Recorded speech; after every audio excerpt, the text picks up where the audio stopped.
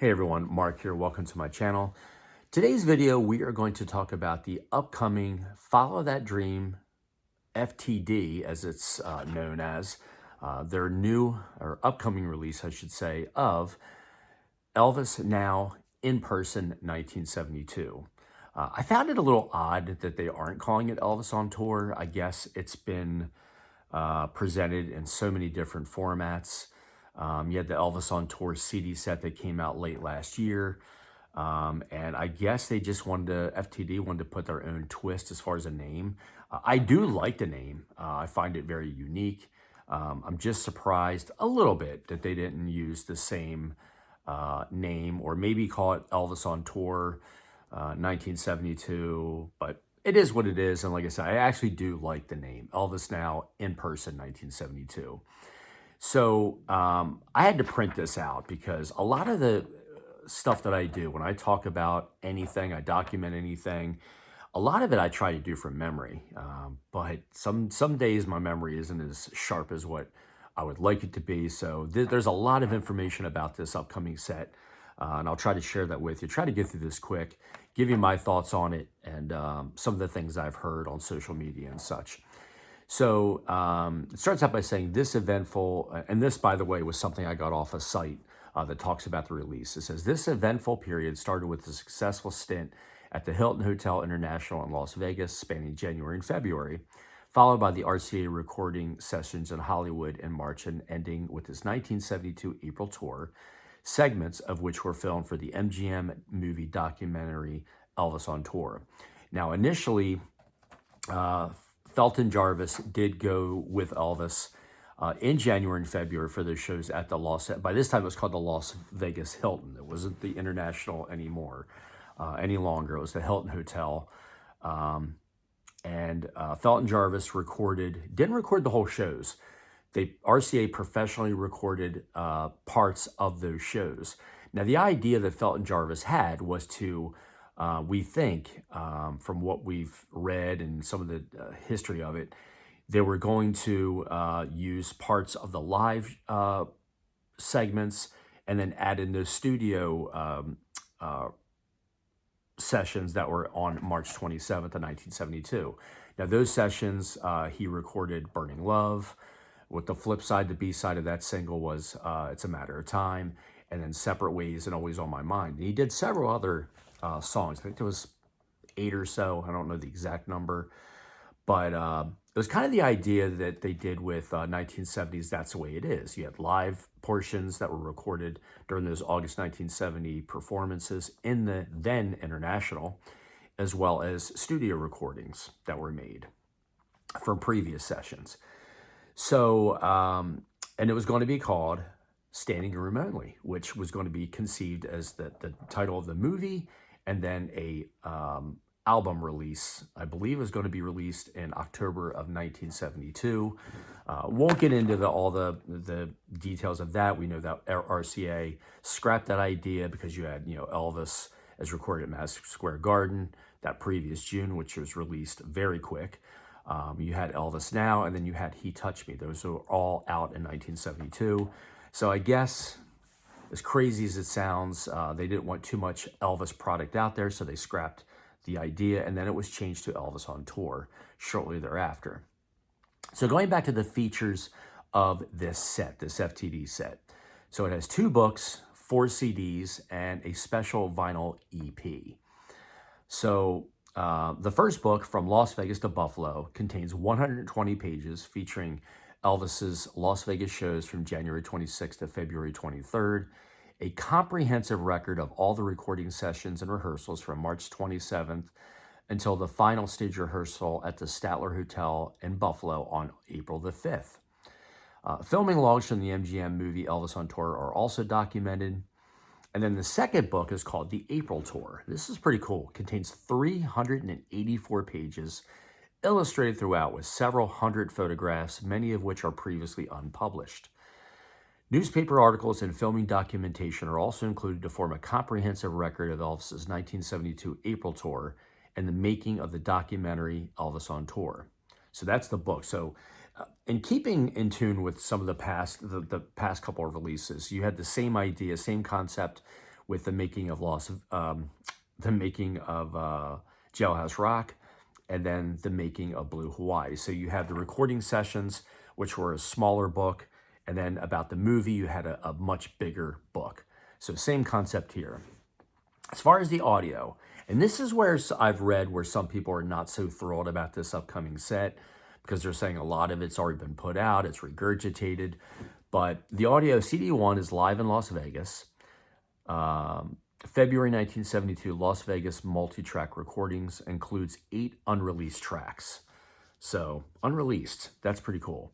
The main section of the CD is the 2007 FTD An American Trilogy remix by Matt Ross Spang, and he does a great job. He really does. CD2 is studio rehearsals, and this was what was this was previously released, and this is what some people have an issue with. Studio rehearsals, CD version of the vinyl Burning Love, the RCA rehearsals. All, and it says, all previously released in on-tour rehearsals. So you got the CD set that came out, and then later you had the Record Store Day release of Burning Love, the RCA rehearsals. CD3 is the April tour CD version of the vinyl Live 1972, everything previously released in the recent Elvis on Tour box set. So CD2 and CD3, all previously released. CD4, and this is interesting, the stage rehearsal, Elvis's April 5th, 1972 Statler Hilton Buffalo rehearsal, officially previously unreleased, but was featured on the stunning, I'm surprised they say it this way, on the stunning Elvis on Tour Amiga 2018 bootleg set. And I had a friend, somebody who follows my channel, we chit-chat, mentioned to me and said, hey, if you have that Amiga 2018 bootleg, he said, it's fantastic. It's the only one you need. It's the best one out there, in my opinion. This is what this person was saying. It's absolutely stunning. It has the whole kitchen sink, books. He has a book in it, or books. I think it just has the one book. Several of the concerts. It's everything you need. And it's highly sought after. And if you can find it, it's extremely, extremely tough to get, very expensive. Of course, I don't own it. I do know a couple people that I've talked to that have bought it, and they've given it rave reviews. They said it's fantastic. And some of the kind of the backlash, so to speak, and some of the comments I've seen on social media are people saying, this is all stuff that's been released before. This Amiga 2018 set that came out is absolutely fantastic, and it's going to be hard for FTD to follow up with this. My personal opinion, since I don't have the Amiga set, is I'm really excited to eventually get this set. I think Follow That Dream does an absolute stellar job of all their releases, everything they put into. Now, something can be said on some of the bootlegs, the CDs that have come out, the bootleg concerts. I will tell you, I've mentioned this before, a lot of them are done very well. They sound fantastic. And then there's a few that sound really poor. They're audience recordings. The audio is very muffled, just not good. And in some of those summer 1976 shows, I've read where also people have said, they were just not of the greatest quality. Elvis just was not on top of his game. He was struggling with his health, his weight, just kind of like the wind was sucked out of him. He just didn't seem quite in the moment. But then he lost a lot of the weight, and then by the end of the year, he was back on top of his game. And a lot of people say that his December 31st, 1976 New Year's Eve show in Pittsburgh is one of the best performances he's ever done. I've heard snippets of it, but just the energy, it was like an hour and a half plus show, and Elvis was in a great mood. Like I said, he had lost some weight. He was really into the show and into the concert, and there was a large crowd. So I actually have that FTD CD coming very soon.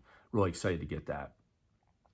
So, but my overall opinion of the show, I'll put this over here. I'm excited for it. Like I said, I loved the Blue Hawaii set. I thought it was fantastic.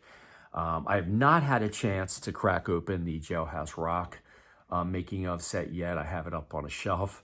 I tend to get this stuff, and I'm guilty of putting it away with the mindset that I'll get back to it later, and life gets busy.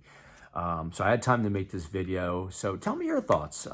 If you're going to get it, if you're going to pass, if it's a hard pass. like I said, I hope to eventually get it soon. But I'm excited for when it does get released, excited to look through it. Um, and I like how the 45 is the cover of the Burning Love 45 with him in the red pinwheel suit. I think that's pretty cool. I just think Follow That Dream does an absolutely tremendous job on the vinyls. The books that they do are really, really top-notch, top-quality stuff. So I'm looking forward to it. But I do know with the way the economy is, money is tight for a lot of people, including myself. And I've gotten to where I've really been kind of picking and choosing. And I have a friend who follows me on this channel who always ribs me. He knows who he is. Good guy, but he always ribs me and says, way to go on, not buying a lot of stuff. And I will tell you, since probably February, March of this year, I have cut significantly back. And I know that sounds pretty funny, but that is the case. I was getting probably half a dozen or more things every single week, and the collection was getting bigger and bigger and bigger, and the money was being spent. And after a while, I just couldn't sustain that. And I just knew it wasn't realistic. So I had to make the decision to really make a conscious effort to cut back. So that's what I have done. I've going forward, and I've mentioned this before, I think in one of the live streams. I don't think it was a video, but I'm going to focus on just strictly anything FTD, new albums that come out, new CDs, because I'm close to completing the CD collection as well. Different releases, book releases that come out. If I like the books, I'll get them. But, and then any, like maybe next year, if Record Store Day does release an Elvis only thing, I probably will get it. I know it was just recently announced last week, Elvis back in Memphis on red vinyl. I think it's music on vinyl. I'm very doubtful I'm going to get that. That's just my personal preference. I know a lot of people are hyped about it. I think it'll be a beautiful release. I did get the one that they did on red vinyl. It was numbered. It came out summer, I think 2 years ago. I think it was 2021. It was the Elvis on Stage, February 1970. It was on the red vinyl. It was numbered, and I do have it. Because that's one of my favorite albums. That's one of my all-time favorite records. And I did get that to have that one. But Back in Memphis is a good album, don't get me wrong. It's just, there's just so much that is coming out. I really have to be, like I said, picking and choosing on what I really want, because it just takes too much money. And, with the way things are, not just here in the States, but in the world, you really got to really watch what you spend. And I wish I could do more, but I have everyone I think has their limitations. I know I certainly have mine. But I just wanted to come on, do this video. I appreciate all of you watching. I appreciate all the support that you've given my channel. Next month, actually, I want to say Christmas Eve, or maybe late on the 22nd. I can't remember which, but it'll be 2 years since I started my channel. And growth has been a little slow, but I'm hearing that from other channels. Elvis channels aren't getting as many views as they'd like. Don't know why that is. I don't know if it's something that YouTube's doing, if they're sequestering. I don't know what it is, but my viewership has dropped, and I'm not complaining about that. It is what it is. But my regulars, the people that are devoted to my channel, who watch consistently, always make the comments. I always appreciate you. I appreciate all of you. I really do, to make this channel what it has grown into. So hope you all have a great weekend. Be safe out there. Thank you for watching. We'll see you soon. Take care. Bye.